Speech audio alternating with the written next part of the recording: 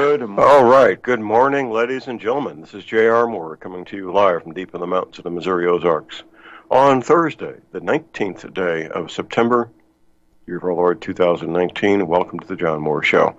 We begin our shows with something very important, I think becoming more important every day. That would be the Pledge of Allegiance. I pledge allegiance to the flag of the United States of America and to the republic for which it stands, one nation, under God, indivisible, with liberty and justice for all. Prepper tip of the day, I want to encourage all of you to inventory your library. Make sure that you've got what you need and to fill in any gaps that you may find in that library. Books have a way of coming and going, and sometimes going and not coming back, of course. And of course, these days, a library would include DVDs and maybe even VHS cassettes. So just do that. Inventory your library and fill in the gaps.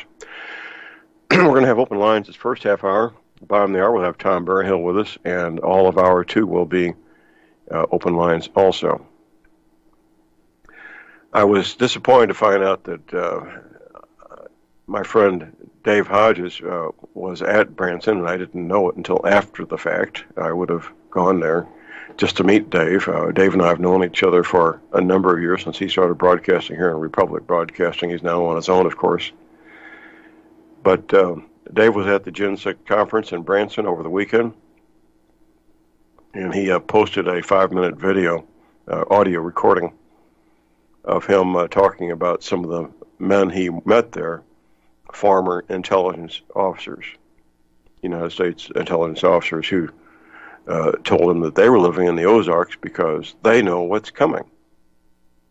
The violent earth changes and social disruption and a Red Dawn invasion. They said also that they would no way they would be in the southwest part of the United States. Of course, the invasion's coming across the Mexican border. Texas, Arizona, New Mexico, California.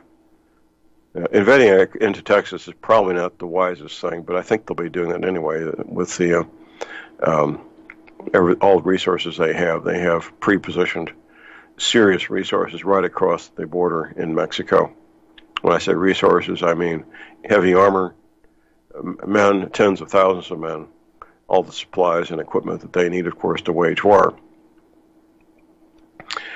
I don't really need confirmation that these things are true. It's always gratifying to get the confirmation. I know that within a half-hour, 45-minute drive from where I'm sitting here in the middle of nowhere in Davisville, Missouri, there's at least a dozen flag rank officers who have retired and moved to my area. I know that for a fact. Now, once you've reached the level of a flag rank officer, for those who don't know, flag rank officers are admirals and generals. You have sufficient financial ability to, well, live almost anywhere you want. Monaco may not be within your financial wherewithal, but or downtown Paris, or maybe even parts of Manhattan. But within reason, you can live almost anywhere you want when you're a retired flag rank officer. Now, typically, these men would like to live where they would have access to their passions, be it golf or sailing or whatever it might be, fishing. The things that those kind of men like to do aren't necessarily all that accessible in the Ozarks. If you like to hunt and fish, yeah, go for it. There's no deep sea fishing, obviously, here in the Ozarks. We're not anywhere near an ocean. But they chose the Arkansas, Missouri Ozarks because it's a safe haven. This is, and always has been, going back to the War of Northern Aggression, there were more battles fought in Missouri than any state in the Union. Ideal guerrilla territory. Absolutely ideal. I don't know how many hundreds of battles were fought in Missouri, but most of them were small skirmishes, not major battles like we had back east. The majority of them. There were some big battles, but majority of them were or what might be characterized as guerrilla warfare. So what was true in the 1860s is still true in 2019. Missouri is ideal guerrilla territory. So these men, when they came time to retire, of course they all know each other. It's a relatively small group, these flag rank officers. They've known each other typically for decades. They work together. They exchange information, especially the intelligence officers, who aren't necessarily flag rank officers, by the way. They go to conferences. They work together. They recreate together. And of course they talk. They talk about what they know. They exchange. Because of compartmentalization, any one officer may not know the whole picture. But when they get together and talk privately, the whole picture comes together. And they reach the same conclusion, that bad times are coming. And the place to be when the bad times get here is the Arkansas, Missouri Ozarks. These men have all reached the same conclusion and followed up on it with moving to the Arkansas, Missouri Ozarks. Typically what they do when it comes time to retire, if they already have a buddy who's retired in a certain area, that they may very well pick a location near that friend. That would be a smart thing to do. The friend is already there, knows the lay of the land, has begun to ingratiate themselves with the community and know the community. The community gets to know them. So they find their 3 acres or 5 or 10 or 20 or whatever it is, acres of the Arkansas, Missouri Ozarks to establish their hobby farm. And it goes from there. Now, without exception, and I've interviewed about 24 of these men, none of these men were focused or preoccupied with any specific date. They really weren't. For the following reason, they don't need to be. Every day, Monday through Friday, 365, they do something every day to help make their situation a better situation with their hobby farm. Maybe taking care of the animals, the gardening, whatever it is, improving the homestead with carpenter work, building a new building, or whatever it might be. Point being, when you're living a life of preparedness 24/7, 365, a date becomes irrelevant. It really does. You know you're doing everything that can be done. You are working on it diligently, and a date becomes a non-issue. The people preoccupied with the date, they're the ones living in urban, suburban areas. They're the ones who are not living a life of preparedness 24/7, 365. They're the ones who need to be worried because the plan they have, which is not a plan, in my opinion, is to continue the current urban-suburban lifestyle, employment, and everything that goes along with it until they have a date. And then once they got that date, then they'll begin their preparedness in sincerity. When I say in sincerity, actually establishing a safe haven for them and their families. Or maybe they've got a few acres out in the woods of the wherever it might be in whatever state. There may or may not be some kind of structure there. It's really not suitable for normal habitation. There's no hobby farm set up. There's no outbuildings to take care of the animals and a barn or anything like that. Or if there is, it's not properly maintained. It's just there. And the plan is to go there at the last minute and then convert that pretty useless piece of property into a working, established hobby farm. That's not a very good plan at all. Not at all. But that's what many people are doing. Of course, I've met these people and talked to them. I know what they do. So why am I saying these things? I'm saying these things because I don't want to see you left out in the cold. I really don't. The consequences of delaying are possibly fatal. I'm sticking to the 13-month time frame that we've been talking about. 13 months being the time between now and the November 2020 elections, soon to be 12 months. That time will fly by. It will fly by so fast it'll make your head spin. What can you do in 13 months? We can do a lot. You're not going to establish a hobby farm in 13 months. That's not going to happen. When I say establish, I mean have it to where it's functioning and feeding a family that's living there. You can begin. Of course you can begin. And there's nothing wrong with beginning. Just be sure you have at least a 3-year supply of food on hand.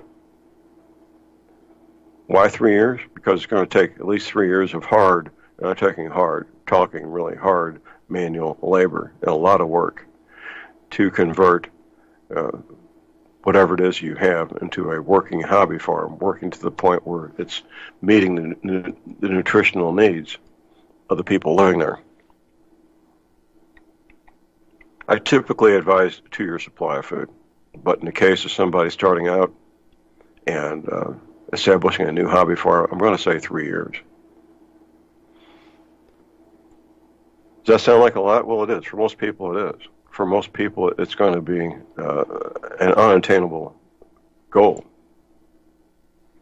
Now, it just so happens, as of Monday, we have a hobby farm, a working hobby farm, all set up and ready to go for sale here in my zip code. The driveway to this place is, I think, not quite 3 miles from my driveway, which out here is close. My zip code being 65456. My friends who own this place, they're relocating to another part of the Ozarks to be closer to their adult children. And the gentleman is a contractor. He does beautiful work. He gets hired to do commercial work. He remodeled an old office space into a very nice little restaurant, for example, a couple of years ago. And his craftsmanship shows up at this hobby farm in the how nice it is. So that's a place for sale there at my website at thelibertyman.com. Right next to that is a massive Ozark cave for sale. When I say massive, it's huge, with 40 acres. The cave goes back more than a mile.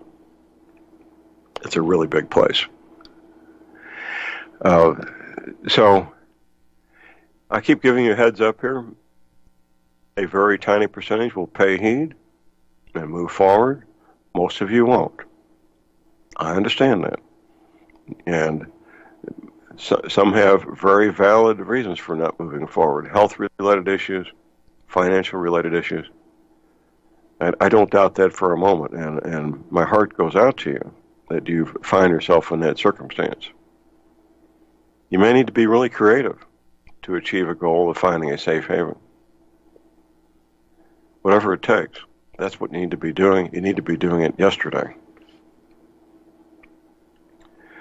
I don't have any suggestions that are hard, firm advice, what to do if you find yourself in financial straits or severe health issues. General advice would be to work with friends and family, to network, start asking questions. Who's got a farm out in the country? Who's got a place out in the country? A place in the country is not necessarily a farm. In fact, most places in the country these days aren't farms. There's a belief among urban and suburban dwellers that the country is where food comes from. Well, it is where food comes from, but in general, most farms are highly specialized and don't have a wide variety of fruits and vegetables that they produce. Now, a hobby farm does.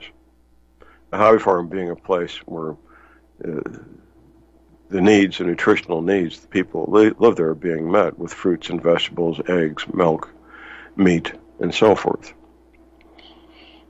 Primarily meant for consumption on the premises and selling anything that's surplus. Most farms and ranches aren't like that. They have very highly specialized, such as all beef cattle, for example, or a big operation growing wheat, corn, or soybeans, cotton, whatever it is, with no attention whatsoever to meeting the daily nutritional needs of the people that live there. They just go to the supermarket like city people do. Or they may have a small garden just because it's a hobby and grow some tomatoes and peppers and maybe a couple of potatoes. But nothing anywhere close to meeting the nutritional needs of the people that live on that farm or ranch. It's just a hobby. Out here in the Ozarks, people take great pride in their tomatoes and how tasty their tomatoes are, and that's a good thing. I like tasty tomatoes myself. Slice them up, put a little salt on them, and eat them. They're very good. And I need to keep coming back, however, to 13 months. And what you need to be doing in 13 months, what you can be doing in 13 months, everybody's going to have their own situation. I've been at this now for more than 40 years. So my situation is going to be different than other people's. Of course it is. And your situation is going to be slightly different than everybody else's. Of course it is. That's expected. There's nothing wrong with that. That's okay. It doesn't change the fact that the 13 months is in our face. Hopefully, the 13 months will come and go. President Trump will be reelected. We'll get through the inauguration with no undue civil disorder or Red Dawn invasion, and we can all breathe a sigh of relief that we got past that time frame in good order. That's my goal. That's what I pray for. That's what I hope for. Is not to have a Red Dawn invasion, not to have massive nationwide civil disorder. I hope that's yours too. We got a break coming up here. Everybody stay tuned.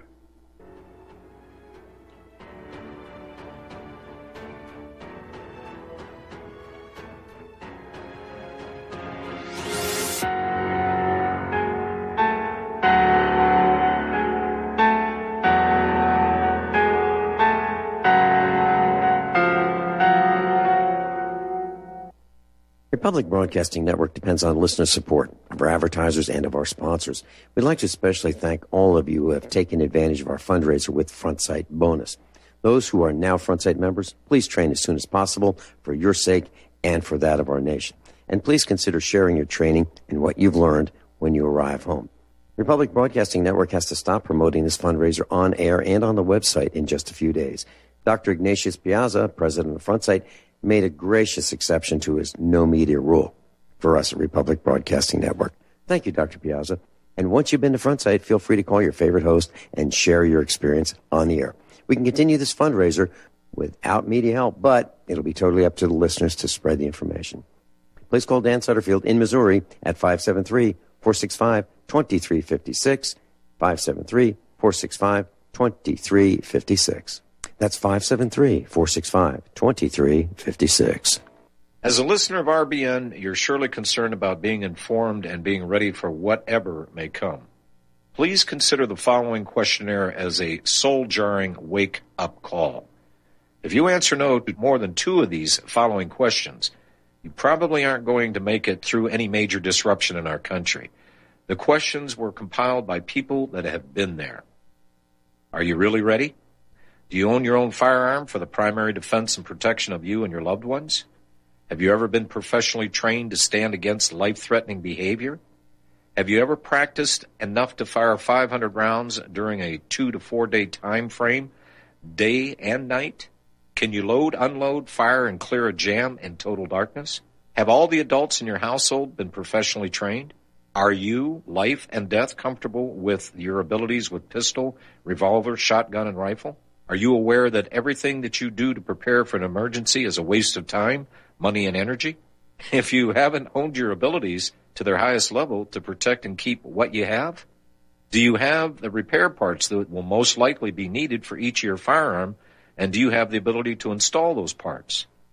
Could you completely clean every firearm you own?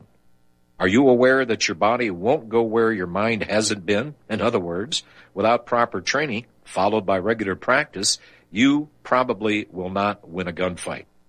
Well, how did you measure up? Take the once-in-a-lifetime opportunity to start correcting your deficiencies by receiving your Commander Lifetime Membership with Front Sight Firearms Training Facility.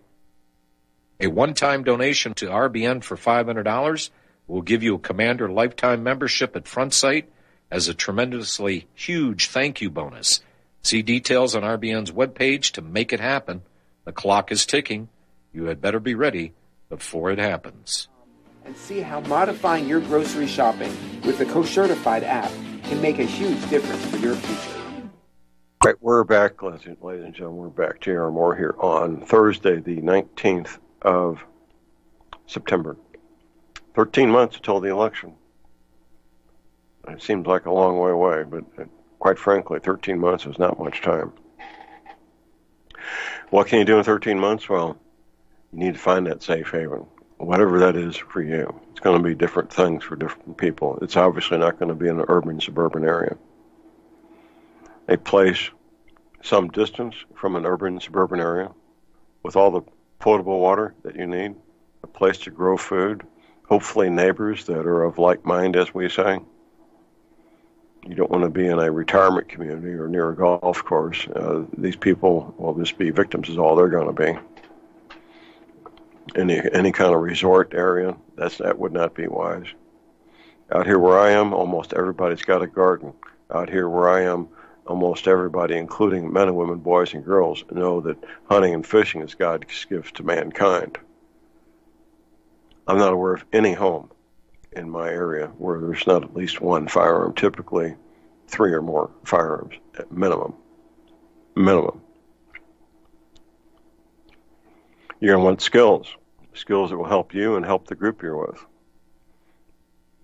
What would those skills be? Well, there's lots of possible skills, but the two in greatest demand and shortest supply would be ham radio skills, emergency medical treatment, CPR. No matter if your group is 6 people or 600, those skills will be in the biggest demand and shortest supply. Emergency medical treatment, CPR, and ham radio. If you want to have value to yourself, value to your group, focus on getting those skills. There'll be plenty of other skills to go around among the men and women that you associate with, whether it's 6 or 600. Animal husbandry, gardening, child care, mechanical work, carpentry, plumbing, electrical, so forth. Lots of skills. There'll be men and women who have fairly extensive knowledge of the use of firearms. That's a given. Of course there will be. This is America. But focus on those skills. If you got limited time, which you do, first aid, CPR, ham radio. You can find first aid classes at your local hospital, junior college, fire departments put that on. There's lots of places to get first aid, CPR training. Red Cross does it, of course. Ham radio, probably a ham radio club not too far from where you are. You need to find it and get hooked up with it. We're going to call her and hold here. We're coming up on the bottom of the hour break. Jimmy in Florida. Good morning, Jimmy. Good morning, John. You're on the air. Go ahead. John, just to give you a positive memo, when you go on Paul Bexley's show today at 12, don't forget to talk about the cruise. Thank you. I may not have thought about that if you hadn't mentioned something, Jimmy. Thank you, sir. Yeah, he has about 330,000 followers on YouTube, and his live show, he has about 2,000 listeners every day. So it's a good thing. He has a huge audience. Yeah, yes, Paul does, has sir. a huge audience. You're right. Right. Thank you for the heads up, Jimmy. Appreciate it. Thank you so much, and thank you for taking my call. Okay, thank you, sir. Appreciate it. Yeah, I will be with Paul Begley today at noon Central Time, 1 o'clock Eastern Time. So, that's a 1-hour show, and Paul does have a massive audience. And Jimmy, thank you for the call and reminding me about that. Well, typically when people get clarity and gain focus on a particular goal, they can achieve that goal. The goal has to be within reason, of course. for a 50-year-old man to have a goal to be an NFL quarterback is probably not going to happen. So the goal has to be within reason. But the goals we're talking about are reasonable. They are. Getting your ham radio license, the entire process would probably cost $50 or less if you need to buy some study material. First aid, CPR training, very minimal cost. It's going to take more time than money, quite frankly. So there's really no excuse. Money is not an issue for most people most of the time to get their ham radio license, to get first aid training, to get CPR training. Now, you're going to want to follow up. Once you've got the first aid training, you're going to need a kit equal to your skill set, your skill level. If you attempt to use medical equipment you're not qualified to use, you could hurt or kill somebody. And wouldn't it be a shame to have a need for equipment to save somebody's life or to make them more comfortable and not have it? So it works both ways. It absolutely works both ways. Bob in the hour break, and I hear an echo. This is really strange. The echo went away. Thank you. We'll be back with Tom Berryhill after the break. Stay tuned.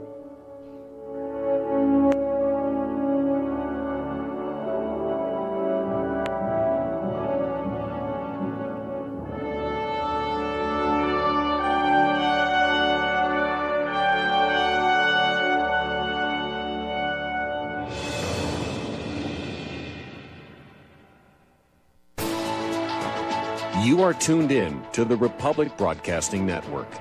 Visit our website by going to republicbroadcasting.org.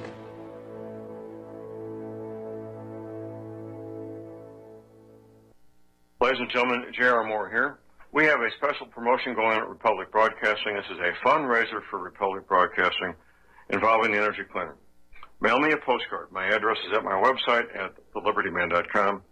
We pick a postcard every other Thursday. When your postcard is drawn out, you get to buy an energy cleaner for $215 instead of $285, $70 discount.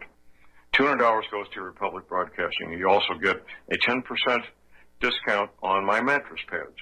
So get those postcards in, put your name, your telephone number, your email address on there, and when your postcard is drawn, you get to get an energy cleaner for $215 instead of $285. Mattress pads, 10% off. Help us out at Republic Broadcasting and help yourself to get an energy cleaner at a deep discount. It's a win-win situation for everybody. We hope you can get these postcards in soon. Thank you very much.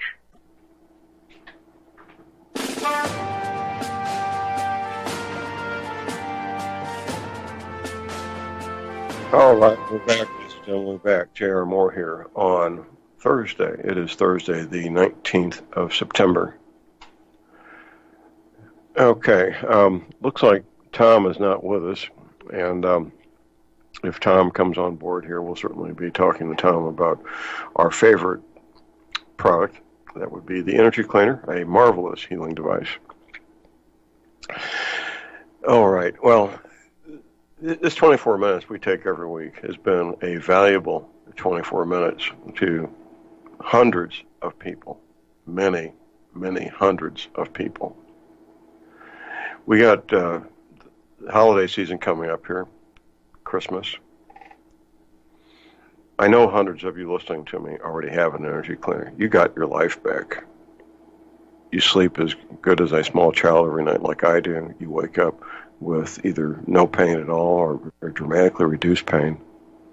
And it looks like we now have Tom with us. Good morning, Tom. Hi, John. Good morning. How are you today? Really good, sir. We're having computer issues at Republic Broadcasting down in Texas, but we're doing workarounds and keeping the show going here. How about yourself, sir? Pretty good, John. Computer issues here, too. It's affecting all of us, I guess, today. All right. Well, Tom, we're about to start our 24 minutes to talk about the energy cleaner, and we do that by you giving us our disclaimer. Yes, that's right. We are not doctors or medical professionals. We don't diagnose, treat, or cure any illness or disease. The information discussed today is for your education and entertainment only.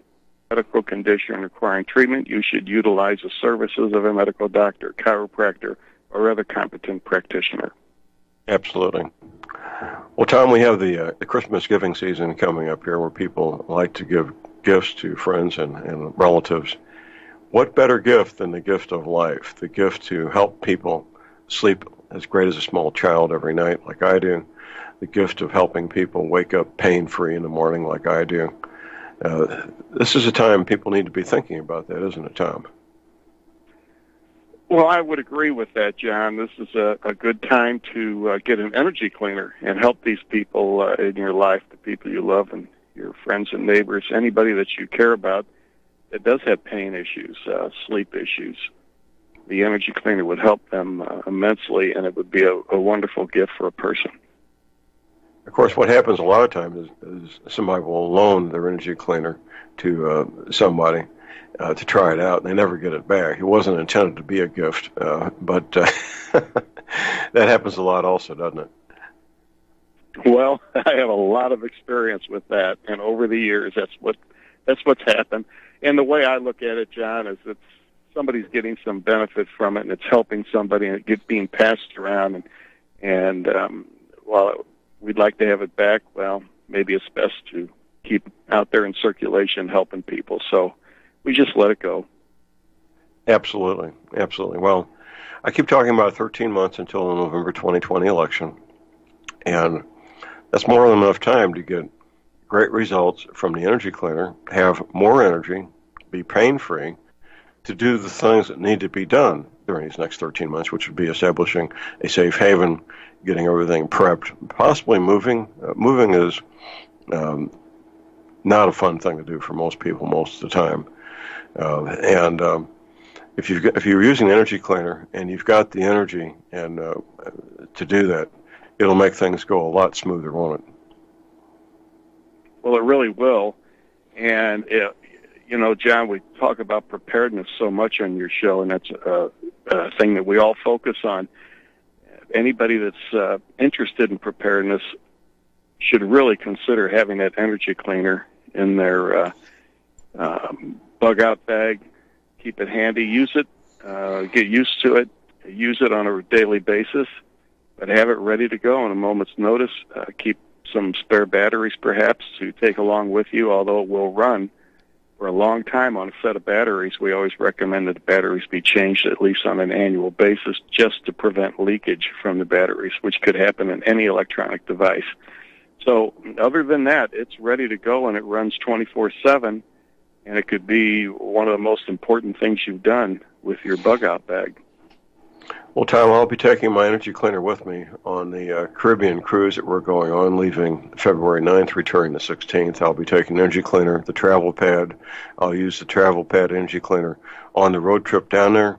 I'll be speaking in Orlando Friday, the 8th of February, and, of course, have the energy cleaner with me every night on the cruise itself. And I suspect there'll be several other people. I know Leon Green has an energy cleaner, and he'll have his energy cleaner with him. We may have quite a few energy cleaners on this cruise, couldn't we?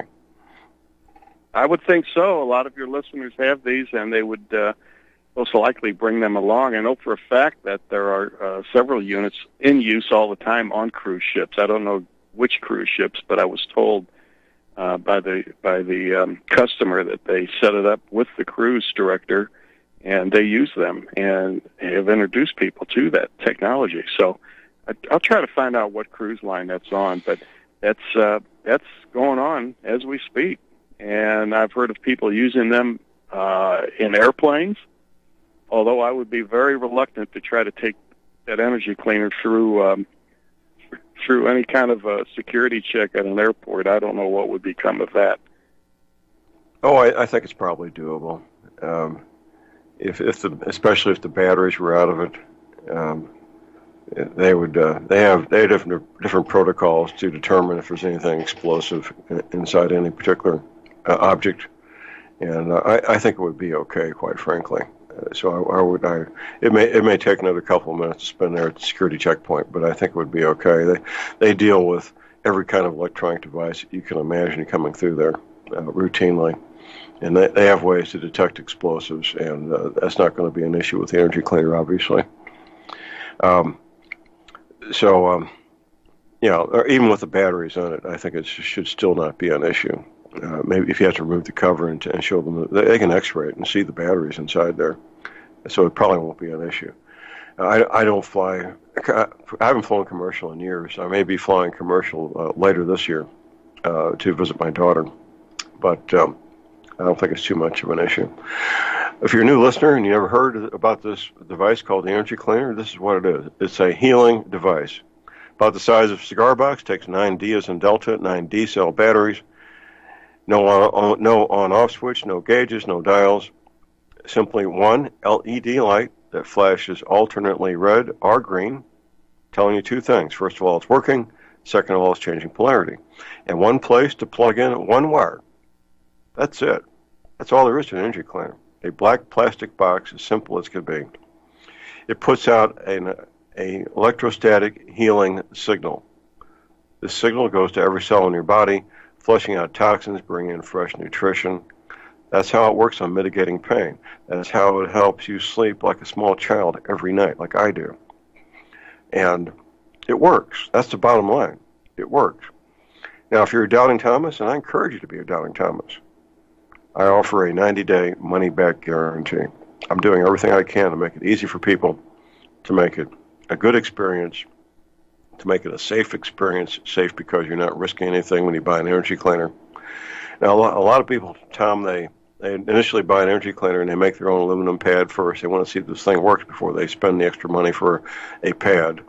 So they make a pad out of aluminum screen wire, which will work, but elbows and knees are not meant to be worked on top of aluminum screen wire, and it starts breaking apart and scratching in the middle of the night. So they'll buy the energy cleaner, they'll wait a month or 2 months, and they'll go ahead and get the mattress pad to go with it. You're far better off just getting the mattress pad from the get-go, so you're all set up and have a nice, comfortable mattress pad to sleep on instead of aluminum screen wire, which is meant for windows, not for beds. Right, Tom? Well, that's true, and the reason we went with aluminum screen wire like that was 20 years ago when we developed this technology. We needed an inexpensive way to distribute that energy, and that worked quite well, and that's what we went with. And people got used to it, and then after a year or so, a couple of years, we started using mattress pads, and that worked even better from a comfort standpoint. But they both will radiate the energy, and a lot of people will if they have a sore knee or elbow, wrist, fingers, they'll just lightly wrap that area with aluminum foil and clip the energy cleaner cable onto that foil, and that will distribute that energy very effectively into that area that they're trying to work on. That works very well. So there's all kinds of ways to use this, and it's really up to your imagination how to distribute that signal. Right. Well, an outward sign of enhanced health is the following. More rapid growth of fingernails and toenails, more rapid growth of hair, which I experience both all the time. I have to trim my fingernails at least once a week. I have to get a haircut every 2 weeks. And that's just one of the outward signs of the energy and the healing ability of the energy cleaner, isn't it, Tom?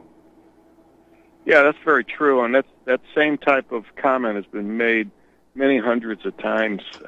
We've heard from people talking about getting a haircut more often. Yeah, that happens to everybody. Right.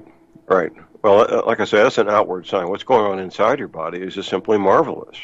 Your body is being healed, and that's a good thing. That's a good thing. What allopathic medical doctors do is what's called patient management. They don't even use the word healing. They want to manage their patients and give them pharmaceutical products to manage whatever symptoms they're experiencing rather than curing the symptoms.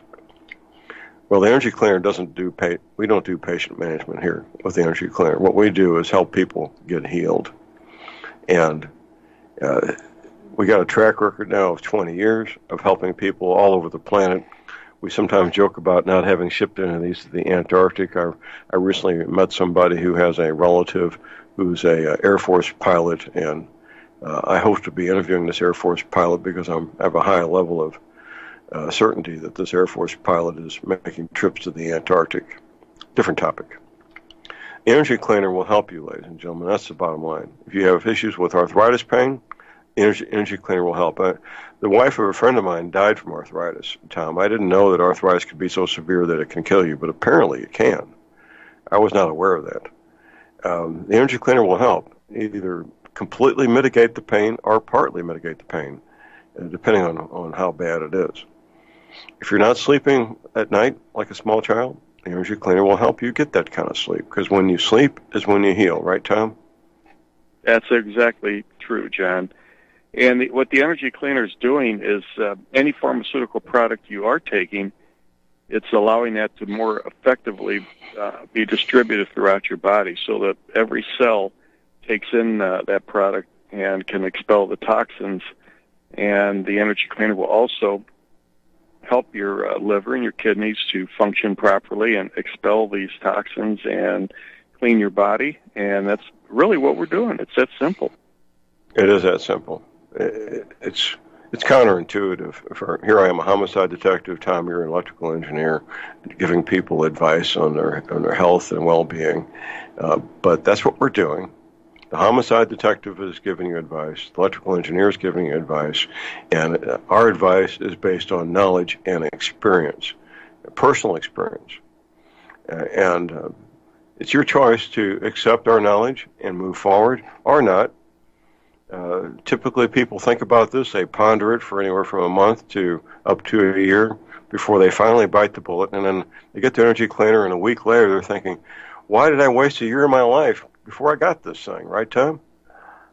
Happens all the time, John, all the time. And those are the procrastinators that we talk about on a regular basis. They think about it, they know about it, but they wait, and when they finally do it, they almost want to kick themselves because they waited so long. Right. That's a year lost of more energy, or a year lost of being more productive, a year lost of not doing the things they love to do, whether it's golfing or fishing or work around the house, whatever it might be. That's a year gone. That once it's gone, isn't it, Tom? That's correct. And they they look back and think what could have been. Well, it's too late, but it's time to go forward. And that's what they do. And then, of course, they tell their friends. We hear from so many people, John, that they want to get an Energy Cleaner. Sometimes they don't even know what it's called, but they got the phone number or some information how to order a unit. And they want one just like their friend or neighbor has because they saw what it did for them, and they want the same results for themselves. So right. They want that energy box or whatever you call that thing. They just want one. So sometimes we don't hear from the people that actually buy the units. They get healed up, and the last thing they want to do is focus on a time in their life that was just really difficult, pain, couldn't sleep, and so on. And now they're healed up, and they're getting out and around. They don't want to talk to us. They want to move forward, but their friends and neighbors see what's happened. Energy Cleaner is $285, shipping included to American zip codes. The mattress pads that go with it, they vary in price. We got the twin size, full, queen, king, California king, the handy travel size. Everything's for sale there at my website, where you can study up on the Energy Cleaner, the patent application information. You can place your order right there using PayPal. PayPal is wonderful because you're not giving up your credit card information. If you don't have a PayPal account, you probably should get one. MasterCard, Visa, you can send me a check. My address is right there. I got a toll-free order line 24 hours a day. You can place your order using my toll-free order line. That's 800-592-9543. Don't try to call me. You won't get me. This is my order line, 800-592-9543. I've done everything I can to make it easy for people to find and buy the Energy Cleaner. I offer a 90-day money-back guarantee. Tom, I don't know what else I can do other than set it up on their bed and give them a cup of hot cocoa and say, have a good night. What else could I do, Tom? Yeah, you can't do much more than that, John. You've really made it easy for these people to get an Energy Cleaner system set up for themselves. And the cost really is not that great considering what it costs for pharmaceutical products on an ongoing basis, doctor's visits, follow-up visits, and so on, whereas the energy cleaner is a one-time purchase. The rest of your expense, the operating expense, will be about $1 a month. On an annual basis, you need to replace the batteries, and it costs about $12 to replace all those batteries. So your operating cost is approximately $1 per month, and I think most people can afford that. Well, in a country where welfare recipients have homes with air conditioning, hot and cold running water, and cable TV, and an automobile, I think that's probably pretty doable.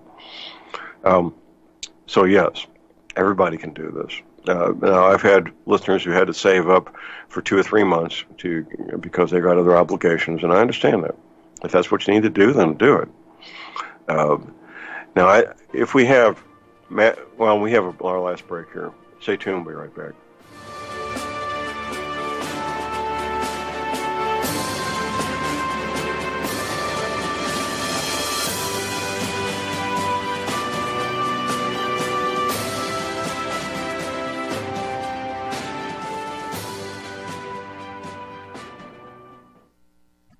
Tired of being lied to by mass media? It's growing more and more apparent today that news is received less and less through standard media outlets. Even with a growing audience every day, RBN is beginning to direct more efforts into social media. Social media and the use of the internet is fast becoming the primary source of people for news, regardless of demographic. RBN has set out to provide some of the best news on the internet through republicbroadcasting.org, and also has begun to use the tools to our advantage by way of social media. Republic Broadcasting is now operating a Facebook page to function as yet another avenue to have our collective voice reach new audiences across not only America, but across the globe as well. The Facebook page features not only news, but also an RBN player to listen to our broadcast.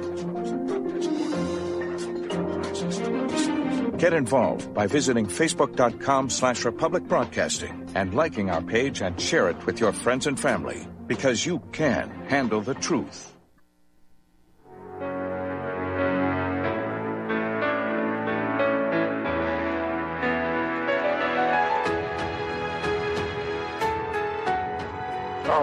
Oh, all right. We're back, ladies and gentlemen. J.R. Moore here on Thursday, the 19th of September.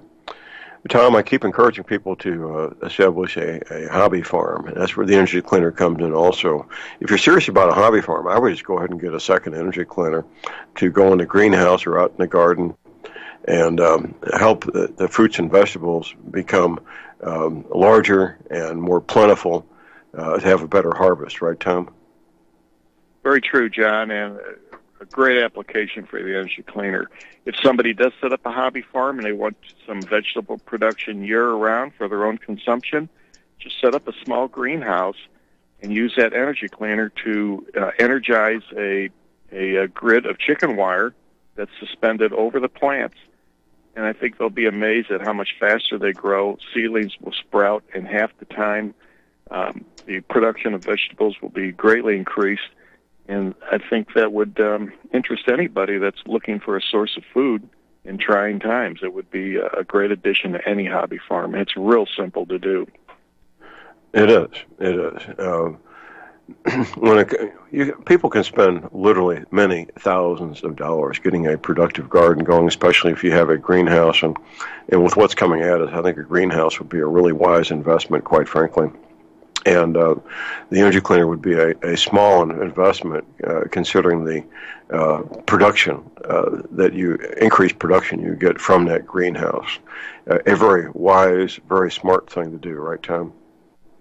I agree, John, and it's really the best application for growing vegetables on a hobby farm. It's great to have a larger garden during the growing season, but what about the winter months, depending on where you're located, of course. But a small greenhouse can produce quite a bit of food that can also be canned year-round, and it just doesn't take a huge amount of square footage to produce for your whole family and sometimes a community. So we have quite a few of these energy cleaners out in commercial greenhouses right now. So they're in use, and it does the job, and it does it quite effectively. Well, gardeners are always looking for something to improve their harvest. It's just an ongoing quest. It's always fascinating for me to stand by and watch two gardeners talk and compare notes about what works, what doesn't work, what they did to improve their quality of their fruits and vegetables.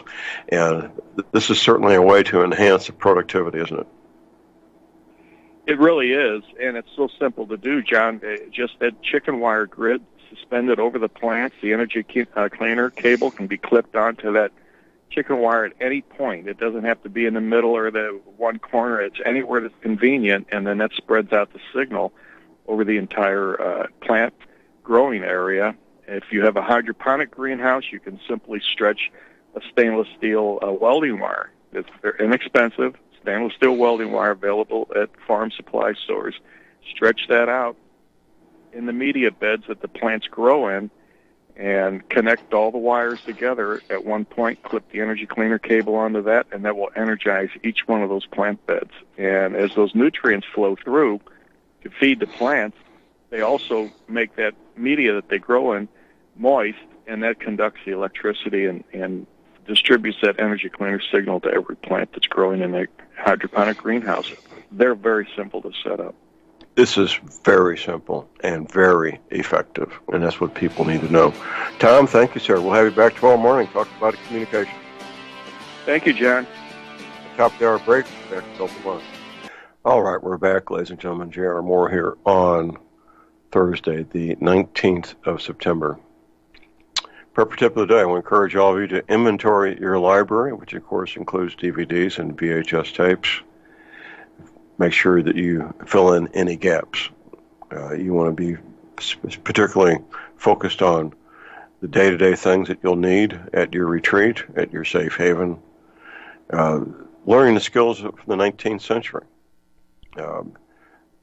even in the early 20th century, before World War II and even after here in the Ozarks, we had a lot of farms and ranches that did not have connection to the power grid. My mother grew up on such a place. It was ironically the power grid going from Lake of the Ozarks, where they generated power, to St. Louis, went right over her family farm, but they didn't have electricity themselves. That all went to St. Louis.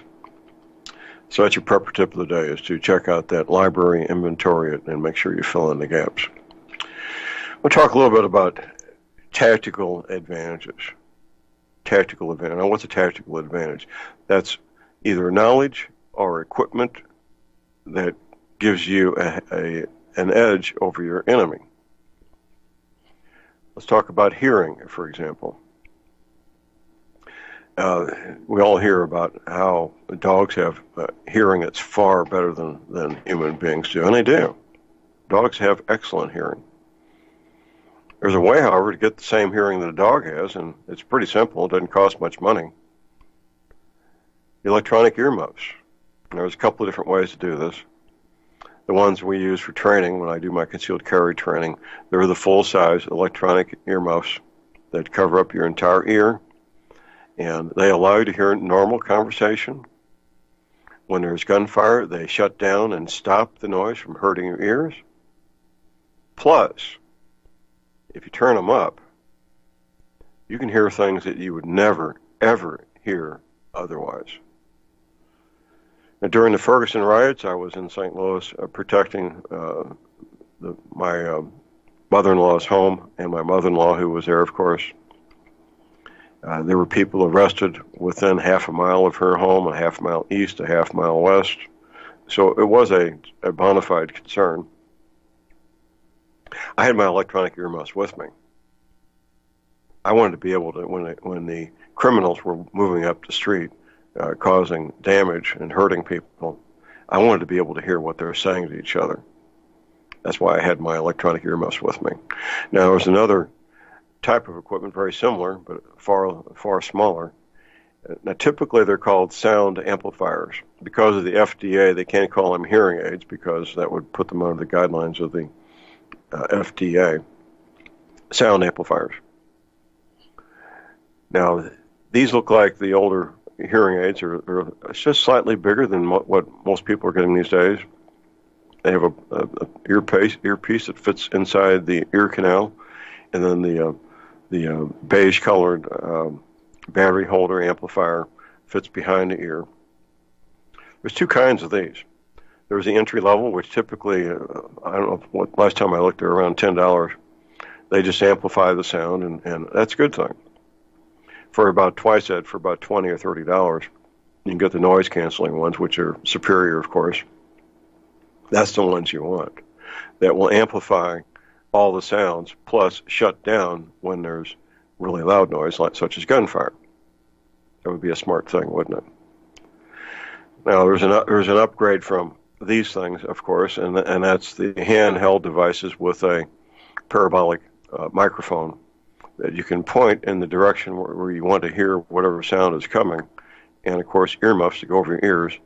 Now, these are a lot more directional and a lot more sensitive because they are directional to hear only what you desire to hear and not hear extraneous sounds such as birds and whatever might be out there, traffic.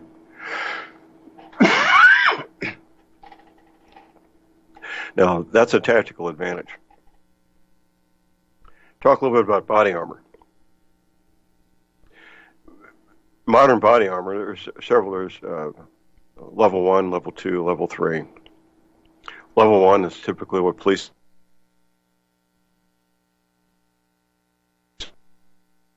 pistol bullets, maybe slow down or even stop a knife. It's relatively lightweight. When I say relatively, it's all relative, isn't it? Relatively comfortable. Level 2 will stop heavier pistol bullets and lighter caliber rifle bullets. And level 3 would be where there's either ceramic or steel plates to stop a full-size rifle bullet, such as a .308 or 30-06, and give you more protection, of course. There's different body armor for different applications. If you're in a static position, such as guarding a hobby farm, the heavy body armor makes sense because you don't have to be worried about that extra weight being out in the bush. Typically, special operations, if a team is out in the bush, so to speak, they won't have body armor. They simply aren't going to deal with the weight. The weight's too much. It really is. And in the case of a military operation, you have to have the level 3 because you're not going to be facing pistol bullets. You're going to be facing rifle bullets. So they don't wear body armor out in the bush. Now, if it's a raid with special operations, that's a whole different situation. That's a get in, get the job done, and get out situation where body armor does make sense in that case because they're not moving through the bush for miles and miles and miles. Typically, it'd be a quick insertion, infiltration, and quick exfiltration. Convoy duty, you're riding in a vehicle, sure, wear the heaviest, most protective body armor and helmets that you can get. Now, special operators have gone to these bump caps for their operations. They don't provide any ballistic protection at all. It's a lightweight plastic-type helmet that provides minimal protection against bumping your head against a truck or a tree or a building, whatever it might be. Plus, there's places to attach your earphones, places to attach night vision, so that's a good thing. And we have some of those listed for sale, by the way, at my website under Amazon products, at my website at thelibertyman.com. Under products, it'll say Amazon, and you'll see some of those there. That's another tactical advantage, is to have some kind of helmet. Now, the special operators will not wear ballistic helmets if they're out in the bush. They're too heavy. They're just way too much. But once again, if it's a raid where they're going to be in and be out, if it's a convoy duty, if it's going to be in a static position guarding a homestead, then the ballistic helmet makes a lot of sense because the extra weight doesn't really matter anymore. It doesn't. So that's another tactical advantage. Night vision, thermal imaging, massive, huge, not optional. Almost half of every day is darkness.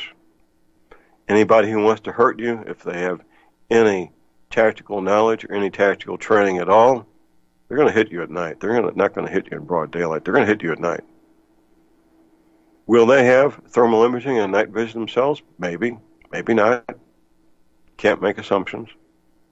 Common criminals typically don't, but you can't assume they won't. You need night vision. You need thermal imaging. Will it be expensive? Yes, will it be expensive. Will it be a financial burden for many of you? It will be. I don't doubt that at all. But consider this. Any night vision is better than no night vision at all.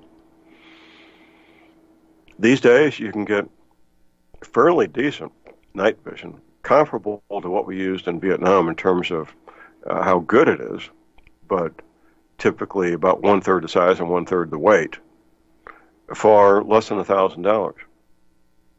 You can, really. For some of you, that sounds like a lot of money, and I understand that. I appreciate it. I also understand it's not optional. It is not optional. I know almost every man I know, and most of the women, own some kind of firearm. Almost none of them own any kind of night vision or thermal imaging, even though the man may own half a dozen rifles and 5 or 6 pistols, or maybe 20 rifles and a dozen pistols. They still don't own any night vision, still don't own any thermal imaging, and they can afford it. I know machine gun collectors who don't have night vision or thermal imaging. Men who have collections of machine guns worth $50,000, $60,000, $75,000, and they still don't have any night vision or thermal imaging. Of course, the majority, in fact, pretty much all the machine gun collectors I've known, for them it's just a hobby. It's a way of blowing off steam and having fun with the guys, showing off their latest rather expensive toy. One gentleman I know, I first met him. He was at the range shooting his machine guns, and he had a trunk full of machine guns in his red Porsche. Young man in his at the time, maybe 30 years old, late 20s. And I thought, man, this is a guy who really knows how to have fun. Well, that was in the late 1980s, more than 30 years ago. And I've been with him a number of times at the range with his machine guns. I've never, ever seen him shoot for accuracy, ever. It's just put lead down range, and hee-haw, we're having fun, aren't we? When my grandson was 3 years old, I had his full automatic FN FAL, and my grandson, I was on one knee holding the FN FAL while my grandson was pulling the trigger, and he just thought that was the greatest thing. And of course, I was absorbing all the recoil. On semi-auto, we didn't do full auto. That would have been too much. But in my opinion, full automatic weapons are not a tactical advantage. There's a reason why armies have automatic weapons, and that does not easily transfer into the private sector. It really doesn't. And I don't actively encourage people to spend the money and go through all the grief that it takes to acquire automatic weapons. I really don't. In fact, in competition, we find that men with the Thompson submachine gun, they do better when the Thompson is on semi-auto than when it's on full auto in terms of scoring higher in combat competition. So maybe that would be a heads up there. That don't worry about the automatic weapons. It's really a non-issue. Tactical advantage, training. Now, you hear these spots running here on Republic Broadcasting for front sight? That's a massive tactical advantage to have professional training at a world-class facility. So we got the front sight thing going on here. My friend Sam Andrews here in Missouri, he has a tactical training center. He's on every Monday with me, Firearms Monday. Maybe you don't want to go out west to front sight near Las Vegas. Maybe you don't want to come to Missouri. You may find some tactical training not far from you. Do some homework, do some research. Go to your local gun range and ask the question, where can I get some tactical training? You may find it's right at the local gun range, possibly. Maybe you need, there might be some NRA instruction that you could get for rifle marksmanship. And, of course, the Appleseed events. These are all over the country. The Appleseed events are wonderful. They have great instructors. They're all volunteers, by the way. It's a combination of entry-level marksmanship, rifle marksmanship, and a lesson in American history around the colonial era. So Appleseed Project is their website, Appleseed Project, and I believe most of the 50 states have Appleseed events. So you can not have to travel a great distance. Get your entry-level training from good instructors who are volunteers. They're there because they love America. They want to see America be great again. They want to see Americans have rifle marksmanship skills. So it's a great program, and I encourage people to check it out.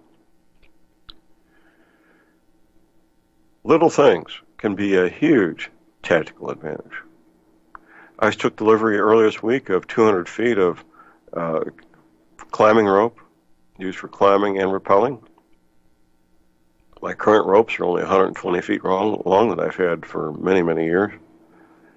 And I was looking forward to getting this rope. Now I can go to places and climb and rappel that I couldn't previously because my ropes weren't long enough.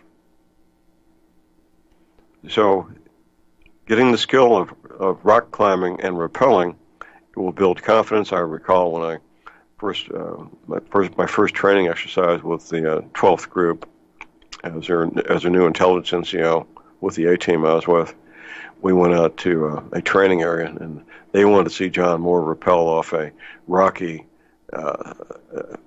sharp edge of a demolished concrete building that had pieces of reinforcement steel sticking out, and it looked kind of scary and looked kind of dangerous. Of course, I've been a rock climber and rappeller for quite a few years before that, and this was a test, in their opinion, to see if John Moore had courage to do something that was scary.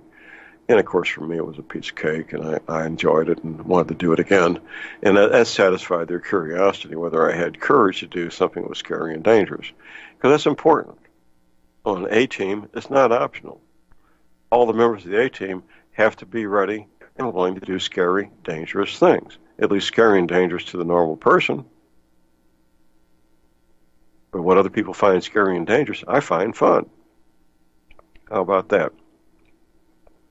But it can be certainly a tactical advantage to have that skill. Another great skill to give you a tactical advantage is using a map and compass for cross-country navigation. I would say less than 5% of the adults in this country, and that's optimistic, less than 5% of the adults in this country can take a topographical map and a lensatic compass and go from point A to point B with confidence. I've taught many of these classes over the decades, and that's my observation. And even men who consider themselves avid outdoorsmen who've been hunting possibly for decades, hunting and fishing, outdoorsmen that love the outdoors, go camping all the time. Even they don't have the skills of using a map and compass and cross-country navigation with a topographical map. They don't. It's a skill that almost nobody in this country has. Is it a tactical advantage to be able to do that? Of course it is. Could it save your life? It might. Here's our break. We'll be right back.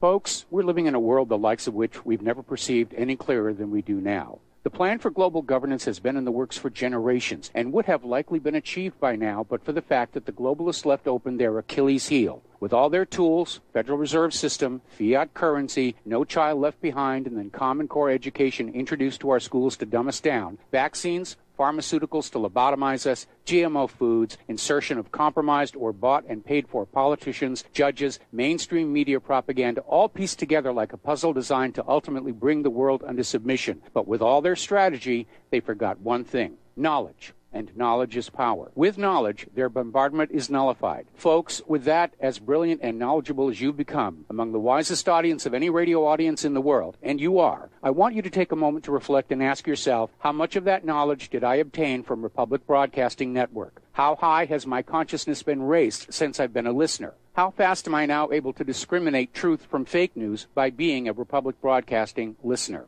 How clear am I now able to see the world since I've been listening to RBN? Ask yourselves those questions, folks. Then ask yourself, what is that knowledge worth to me? Like my morning coffee, how would I survive without it?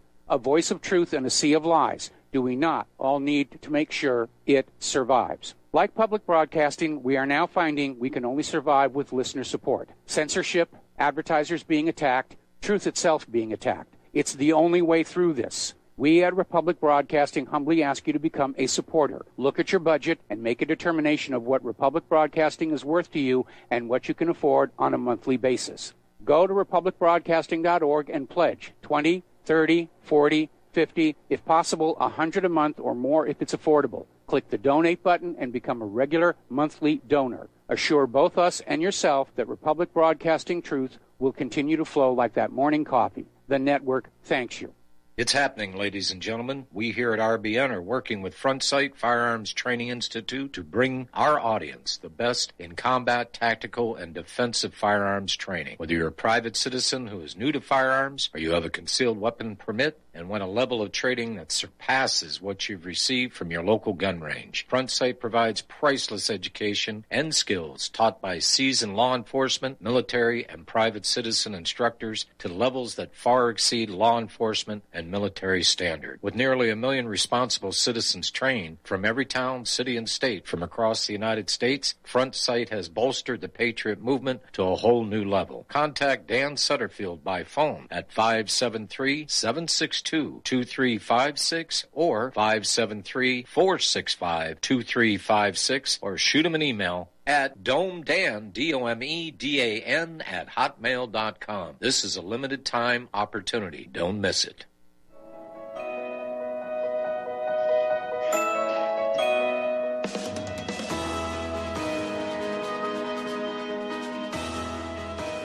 All right, we are back, ladies and gentlemen. J.R. Moore here on Thursday, the 23rd.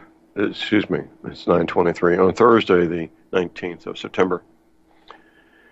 I will be with Paul Beckley today on his show.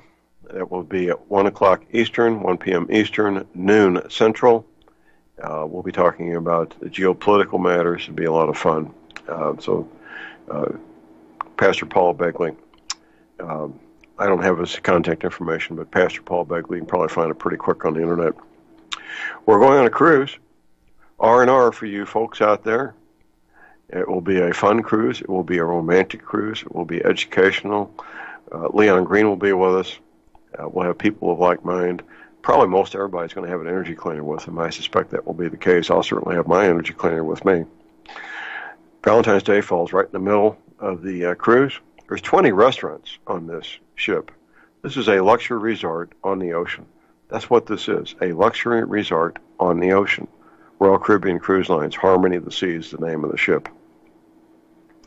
We leave Florida the 9th of February, return a week later, the 16th. We hope that Sam Anders will go with us.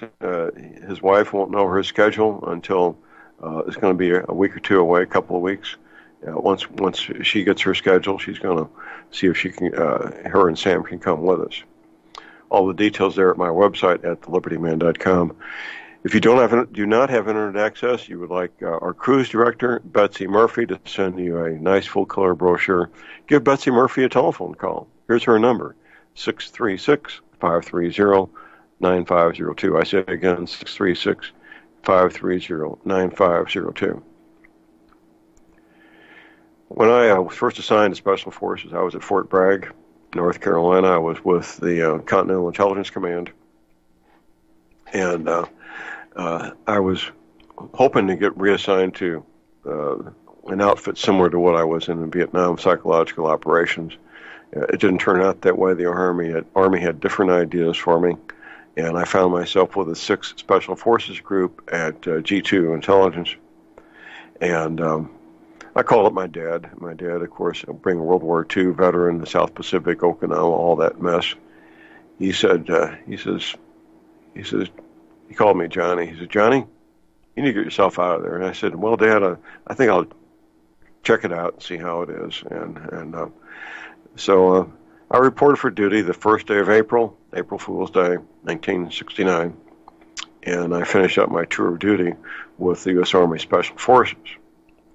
It was an eye-opening experience. It was not the Army I was used to. It was not the Army I knew even existed. 600 men. Every man had an inseam on his trousers longer than his waist, without exception. None of those men had eyeglasses except maybe a couple who were West Point graduates. They all had an IQ of 120 or high, 115 or higher. They all had superb athletic ability. They all had superb skills. It was a wake-up call. I did not know such a place even existed. I mean, I knew about the Green Berets. Of course I did. Everybody knows about the Green Berets. In fact, when I was a senior in high school, the most popular song in the country was Ballad of the Green Berets, which is my theme song. Well, the time I spent there really skewed my opinion of mankind and what mankind can be. It did, and it was a good experience. I got a caller on hold here. We got John in Missouri. Good morning, John. Hi, Mr. Moore. Hey, a couple of weeks ago, you had said something about cotton being a killer fabric. You didn't like cotton? The men and women who spend their time outdoors call cotton, quote unquote, the fabric of death. The fabric of death. And why is that, sir? Because once it gets wet, it won't keep you warm, and it won't.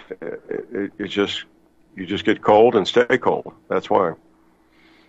Well, that was my question. Thank you very much, sir. You're welcome, sir. Anytime. Call number is 800-313-9443. Now, cotton duck as an outer garment, if it's been treated so it doesn't absorb water, is excellent. It provides good protection, is water resistant and so forth, but you do not want cotton long underwear. They still sell cotton long underwear to keep you warm in the wintertime. Don't buy it. If you got it, get rid of it. Use it for rags. Cut up little squares to clean your rifle with, maybe.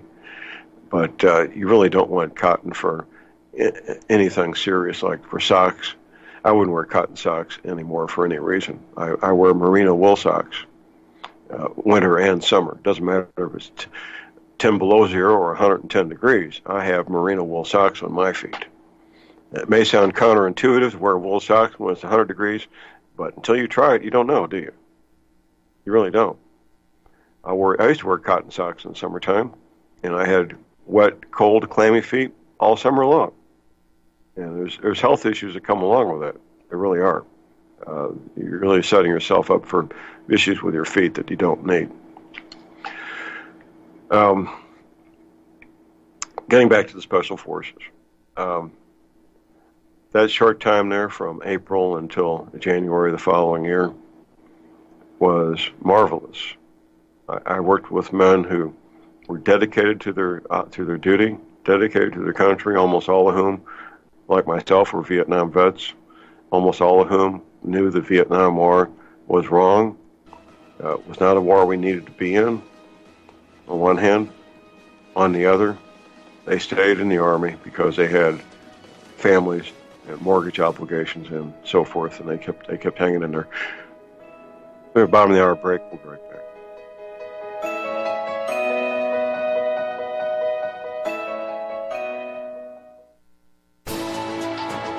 You are tuned in to the Republic Broadcasting Network.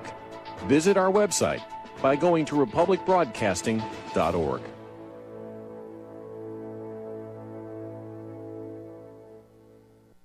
Ladies and gentlemen, J.R. Moore here. We have a special promotion going on at Republic Broadcasting. This is a fundraiser for Republic Broadcasting involving the energy cleaner.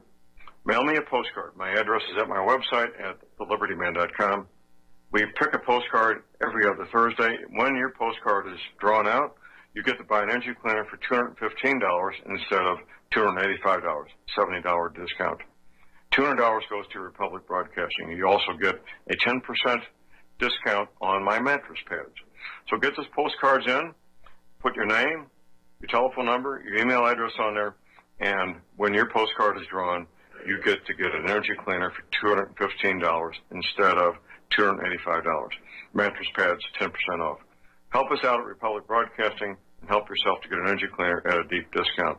It's a win-win situation for everybody. We hope you can get these postcards in soon. Thank you very much.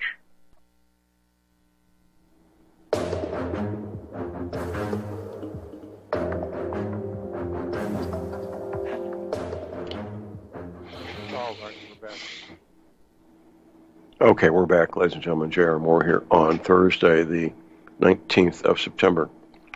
My website is thelibertyman.com. That's thelibertyman.com. There's lots of wannabes out there. I think the best thing, don't use a search engine. You won't get to my website very quickly or very easily. Just put whiskey.thelibertyman.com into your browser, and hopefully you'll go right there. Smartphone compatible, that was a challenge. There's lots there. And of course, the energy cleaner's there. We talk about tactical advantage. Waking up fully rested after a great night's sleep with less pain, you think that might just be a tactical advantage? You think kind of, sort of, maybe? Of course it would be. If you're in a combat situation, you'll learn very quickly that sleep is not optional, that sleep is something that you will get anytime, any place you can get sleep. Energy cleaner will help. It will. $285 shipping include American zip codes. You can get your energy cleaner and your pad to go with it right there at my website at thelibertyman.com. You can call my toll-free order line 24 hours a day. Don't try to call me through my order line. That's not very wise. Toll-free order line is 800-592-9543. I say again, 800-592-9543. Tactical advantages. Well, having a team, whether your team is one person or 3 or 10 or 11, the standard A team, by the way, is 12 men. Now, unfortunately, some women, I think, got into the mix by hook or by crook. But having a team of men and women that are trained and equipped and supplied, motivated, they love each other, they know each other, they've trained together, that's a massive training, that's a massive tactical advantage. It's huge. It is huge. And look at the Special Forces A team. What do? They have different 2 men in each specialty. You have your 2 medics, your 2 communications guys. They run the radios, of course. Your engineers, they have fun blowing stuff up and building stuff. Light weapons, heavy weapons, and intelligence. That's the skills on a Special Forces A team. Light weapons, of course, would be handheld weapons. Heavy weapons would be crew-served weapons, the heavy machine guns, the surface-to-air missiles, mortars, artillery, things of that nature. There aren't many civilian teams out there that are going to have heavy weapons. It is possible. It's going to be rare. Light weapons, of course, engineers. I really don't care for explosives myself. I try not to be around them if I can avoid them. If we do a Red Dawn invasion, everything you can imagine will soon be available. That's the nature of war. That is the nature of war. Captured enemy equipment is going to be a lot of that. So don't worry about not having certain things now, because that would all become available once the Red Dawn invasion commences. The majority of the people coming at us won't be properly trained. They won't be motivated. Barefoot peasants from South America who've been recruited are drafted with promises of money. Your typical third world soldier doesn't have any training of any consequence. They're poorly equipped, poorly supplied, don't know how to use their rifles properly, don't have any real knowledge of infantry tactics and so forth. And there's exceptions, of course. They do have their own special forces that are trained and equipped and properly supplied. You never underestimate your enemy. But in a combat situation, if there is a Red Dawn invasion, you will see things happen that would shock you in terms of what starts becoming available in terms of tactical equipment and supplies. It will be amazing. Get what you can now. You focus on a battle rifle. Now, if your battle rifle may be a 100-year-old bolt-action rifle made in Germany, maybe it'll be an AR-15 or an M14, whatever it is. Focus on that first. Get very good with it. Get very, very good with it. Get spare parts for that 100-year-old Mauser or that M14 or that AR-15. What breaks on rifles? It doesn't matter if it's 100 years old or just manufactured last week. Springs, extractors, and firing pins. That's what breaks on rifles, pistols, and shotguns. Springs, extractors, and firing pins. My Monday guest, Sam Andrews, he can help you put together a kit to replace broken parts. He can do that. Your local gunsmith can do it. If you have the skills and expertise, you can do it yourself. Most people don't.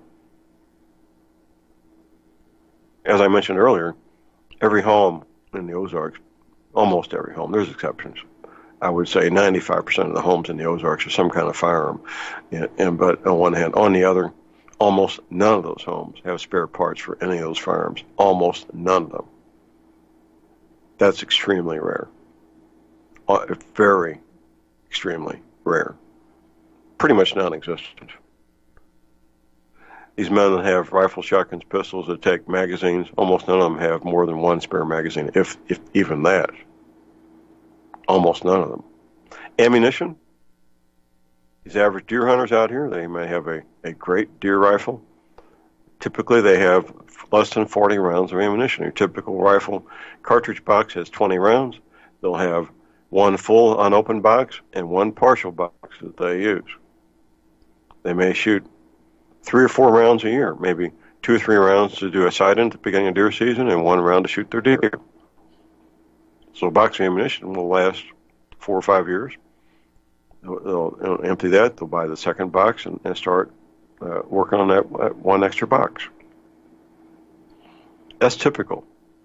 Same thing with pistol ammunition. Pistol ammunition typically comes in either 20 round or 50 round boxes. Most of these men will have a partial box, maybe a second unopened one, maybe. What the Russians plan on doing is watching Americans kill each other and use up their ammunition over a period of about 2 to 4 weeks. And quite frankly, as much as I don't like it, I think it's probably a pretty accurate assessment of what would take place in massive civil disorder. Ideally, and from the enemy's point of view, they would have massive civil disorder take place in this country for a month or 2 before they begin their Red Dawn invasion, having Americans kill each other before they begin their invasion. That would be wise, wouldn't it? That would be smart. Of course it would be smart. And I fully expect that to be one of the possible scenarios. If you're away from the cities, you're far less likely to be a victim of that kind of civil disorder. I'm working with the people in my zip code and nearby to make sure our community is trained and equipped and ready for whatever comes at it. We're not expecting civil disorder. It's not going to be any civil disorder out here. That's not going to happen. If it goes on long enough, there could be an odd criminal come out here that want to cause some trouble. It's not all that likely. Now, Red Dawn invasion is a whole different thing, an entirely different thing. Being where we are, we don't have any critical infrastructure that the enemy wants to control. There's no power plants, there's no locks and dams, there's no airports, nothing the enemy wants to control for their own purposes. We got cattle ranches, we got timber. We're a very low priority out here, to say the least. We're still going to be ready, however. If the enemy invasion gets this far, they'll have patrols going through all these blacktop roads, thinking that they're establishing order and establishing control. They'll find out different when they send patrols out and they don't come back. When the Chinese general is in front of the courthouse doing some kind of ceremony of whatever it might be, and he gets a bullet in the brain from a marksman 600 yards away, that's the kind of thing that will take place for these invading foreign troops, and it needs to take place. It will need to. They will find out that they've awoken a sleeping giant, is what they'll find out. They, being our enemies, they think that we're soft and we're weak, and we're not what we were 80 years ago. No, we're not the tough, hardy people we were 80 years ago. Not as a group. When I was at the county fair here a few weeks ago, and I saw lots of American young men who were physically fit, tough young men who will step up to the plate to defend their families and defend their communities. They will. You don't want to go up against these American cowboys. You really don't.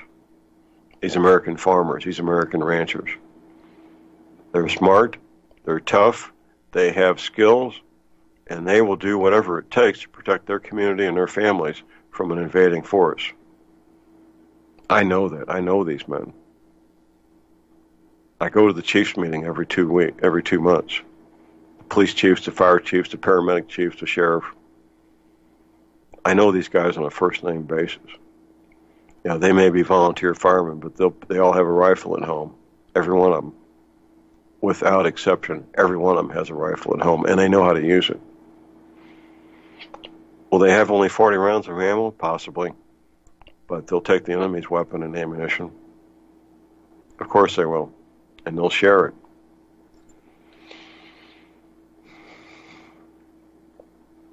This is serious stuff. At my age, I'd rather be watching grandchildren play volleyball and football and enjoying their lives as watching these youngsters grow up and become young adults. I find myself still wanting to do that, of course, and I will. I'll be watching my grandson's football game here Saturday evening on the big screen. I got a 10-foot screen here at my home with a projector. Hopefully I can get it to work. Last week I couldn't. I had to listen to the radio. I'll be traveling to Washington State to watch my oldest grandson's last college football game. I'll be doing all those things while at the same time maintaining and planning a safe haven for my family to have shelter, a place where they'll have comfortable housing, food, water, safety, here deep in the mountains of the Missouri Ozarks. That's my plan. Getting them down here may be a challenge depending on circumstances. I don't know what's going to happen. I know what could happen. I'm not making a prediction that anything's going to happen. I'm making a prediction that things could happen. Now, there's a massive difference there. A massive difference. It's a form of insurance, isn't it? I don't know that I'll have an automobile accident when I drive my driveway today. I can say it's a possibility. That's why I have automobile insurance. Even if it was not mandated by the state, I would still have automobile insurance because it's the right thing to do. It's a smart thing to do. And having a safe haven is the right thing to do and a smart thing to do as well. Even though I don't know there will be a Red Dawn invasion, I do know it's a distinct possibility, and in my opinion, becoming more distinct with each passing day and week. I got a note from a medical doctor here a few minutes ago who's expressing his concern over what's going on with Iran and Saudi Arabia, and my reply was, the timing's wrong for World War III to begin. I don't believe it will yet. I think that Iran did this on their own without the knowledge and consent of their big brothers, the Russians. If you heard my Tuesday show, Wednesday show yesterday, we learned from Jeff Nyquist that the top leadership of Iran all went to university in Moscow, in Russia. Maybe not necessarily Moscow, but in Russia. Iran is a client state of Russia. And I don't believe the timing's right for World War III to begin. Not yet. I could be wrong. Of course I could. It's a dangerous situation. We have treaty obligations. You know, if Saudi Arabia goes down, to me it's a big so what. But we have treaty obligations that we've signed one-on-one with Saudi Arabia, and they're part of NATO also, unfortunately. So it's treaty obligation with NATO to defend this country, this bizarre, freakish, barbaric country where they cut people's heads off and crucify people. How strange and freakish and barbaric is that? Our ally, Saudi Arabia, cuts people's heads off. The government, the national government, of the Kingdom of Saudi Arabia cuts people's heads off, and they crucify people also. But George Washington warned us about entangling alliances. Well, this is one entangling alliance that has been a massive mistake that we need to get ourselves out of, quite frankly. It needs to happen. Messing around with that part of the world, let them keep their oil. We got enough oil here to last us more than a century. Well, more, probably 2 centuries at current rates of consumption. We don't need their oil. Let them keep it. This all began because of the make-believe fantasy that there was a shortage of oil, that we needed the oil for our purposes. That's what President Nixon was told. He probably believed it. Of course he did. The United States is a net oil exporting country. The Gulf of Mexico by itself, not even counting the reserves in the lower 48 or Alaska, the Gulf of Mexico by itself has a century's worth of oil for the entire planet at current world consumption. Let them keep their oil. Most of the major wars since the 1900 have been fought over who gets the oil. It really does, if not entirely, at least partly. We don't need it.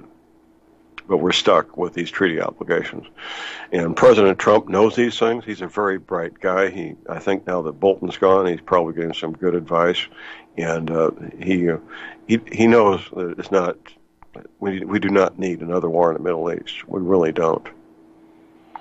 So I think he's threading himself through a very carefully here to provide support and meet our treaty obligations to Saudi Arabia without getting us involved in another war.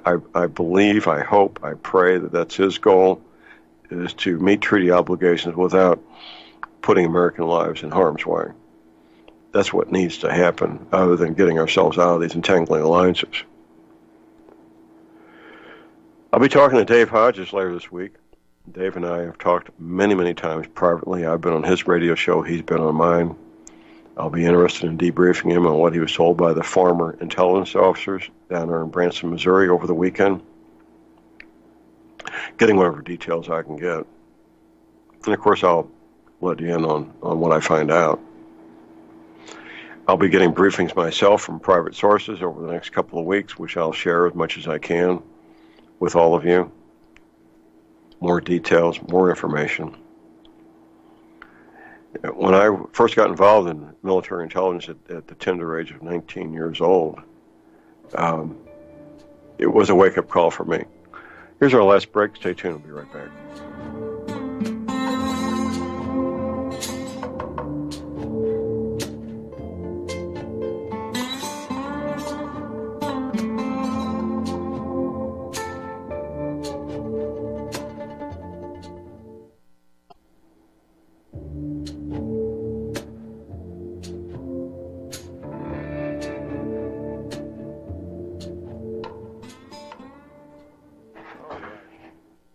Okay, we're back, ladies and gentlemen. J.R. Moore here on Thursday the 19th. We've got a couple of callers on hold here. We've got Elizabeth in New York. Good morning, Elizabeth. Good morning, John. I was going to say you're absolutely right. We have one of the largest oil fields, probably in the globe. Arco Atlantic Richfield is well aware of it. And Lindsey Williams did a whole report on it. He was a chaplain for them. And a lot of people don't know the real truth. Yeah. Go ahead. Yeah, go ahead. Yeah. So it's criminal how they deceive the American people that we need to purchase oil elsewhere. Well, I think that's becoming pretty common knowledge, and we got these relationships began back in the 1970s when people were convinced that oil was something we did not have. Well, that reason's come and gone. It's long gone. We need to get out of these entangling alliances, and if those ragheads over there want to kill each other, let them go for it. That's as far as I'm concerned. I agree. Okay. I just wish that sometimes that they would hold these people accountable for deceiving the American people. Well, that's not going to happen. You know that. It's simply not going to happen. I know. As much as it should. Yep, absolutely. Money talks. It does. Anything else, Elizabeth? All right, I just wanted to comment on that. Okay. Well, thank you. We appreciate the call. Next, we go to Glenn in Pennsylvania. Good morning, Glenn. Morning, John. Quick question.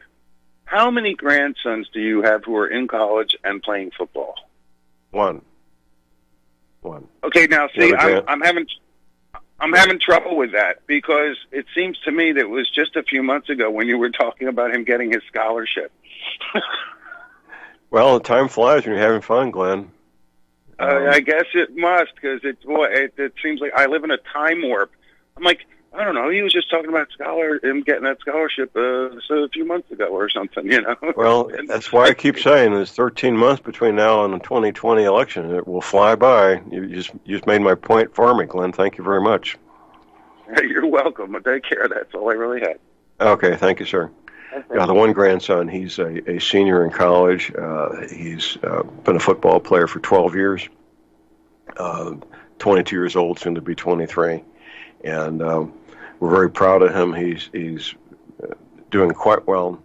He's got NFL scouts talking to him already. His goal is to become a professional football player.